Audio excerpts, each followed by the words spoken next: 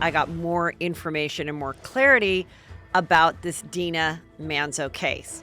Okay, so just to be clear, Dina and Tommy Manzo separate in 2015, and she starts to date Dave Canton. In July of 2015, Dave Canton is assaulted in a strip mall with a blunt object that leaves him with a scar on his face. They never know what happened. They don't know who did it. A month later, this guy named Perna, in August of 2015, has a beautiful, lavish wedding at the Brownstone for 330 people and at a discounted rate. And this is the Brownstone that Tommy Manzo and his brother, Elfie Manzo, who's married to Caroline Manzo, own and run. Time goes on. They get divorced. Dina and Tommy's divorce is final, I assume. And then in May 2017, Dina and Dave Canton, who are a couple and in love and living in California, go home to New Jersey to attend Adriana Giudice's either christening or some religious celebration. While they're staying at their house in New Jersey, they are attacked by two masked men who tie them up, beat them both up, including Dina, and steal jewelry and money and other things.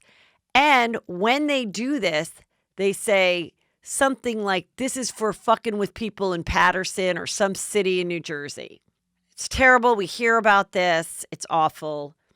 A month later, June 2017, they have a very quiet wedding, Dave and Dina, and they reveal later on that they're married. Dave Canton and Dina Manzo get married. So now she's Dina Canton. In June of 2019, approximately 2 years after the 2017 attack on both of them, a guy named James Marinello, he's about 51 years old, gets arrested for the crime of attacking the both of them. And I'm not exactly sure if he was convicted, but he was looking at 20 years. Yesterday, June 29th, 2020, Tommy Manzo, Dina Manzo's second husband, is arrested along with a guy named Perna for the 2015 strip mall attack on Dave Canton, Dina's now third husband. Perna, as you remember, had the beautiful wedding a month later at the Brownstone.